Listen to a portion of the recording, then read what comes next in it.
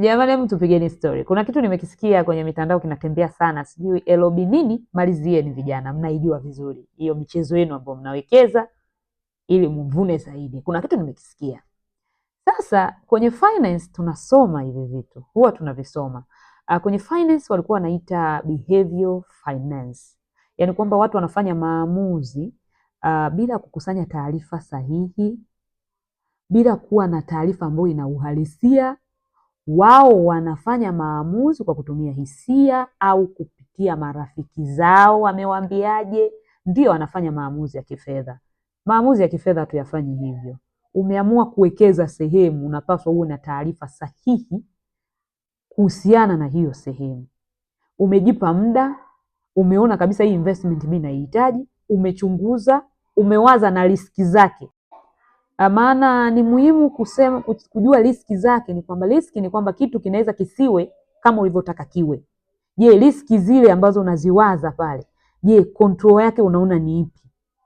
Maana jambo linaweza lisiwe kama vile ulivyotarajia. Je, umeweka control gani pale?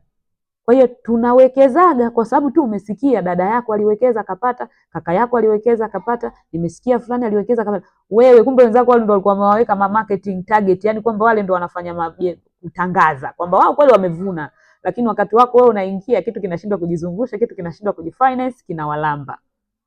Hizi investment mnazisikia kuna hiki, kuna hiki, kuna hiki, kwa hiyo jamani, tumieni akili vizuri. Muwe watulivu. Najua life ni ngumu. Sasa pesa ni ngumu, alafu hii ndogo iliyopo bado mtu aiibe. Huko ni kutafuta depression. Huko ni kutafuta depression. Kipindi cha zamani kulikuwa kuna kilimo cha nini inaitwa ile, sijui kulikuwa kuna matikiti sawa yanalimwa. Huna elimu ya matikiti, hujui yanalimwaje, hujui msimu wake ukoje, umeenda umetupa mira yako mingi haujasoma vizuri hicho kilimo. Kuna kingine kilikuwa kinaitwa nini, wanasema zao fulani hivi linatakiwa nje ya nchi, sijui lile zao. Watu basi wakaanza kuweka hela huko, weka hela huko, weka hela huko. Wakaliwa. Kuna wengine bwana, ukienda wanakuita kuna investment, muda wako wa ziada, sijui na nini, unaenda pale kukusalimia mchana wanakuambia good morning. Wakaliwa. Wewe ushtuki. Nilishawaambia, swala lolote linalohusiana na pesa na cash, ukimsikia mtu anakushirikisha, milango yako ya fahamu yote mitano sijui iamke. Usikilize vizuri, uelewe, na maoni wako jione kabisa nina amani kuwekeza ili eneo, ndio uwekeze. La sivyo iache hiyo investment ipite.